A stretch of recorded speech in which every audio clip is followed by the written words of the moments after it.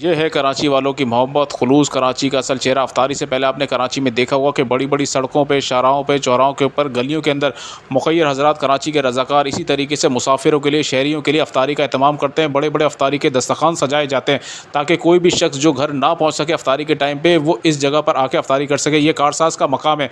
यहाँ पर भी कुछ लोगों की जानिब से अफ्तारी का एहतमाम कराया जा रहा है। मज़ीद तफ़सीलात इन्हीं से जानते हैं। बेसिकली मौजूद हजरात है वो ताउन करते हैं और हम लोग डेली 50 किलो इफ्तार बिरयानी तकसीम करते हैं, जिसमें खजूर भी होता है, शरबत भी होता है, पानी भी होता है, फिर यहाँ नमाज भी होती है।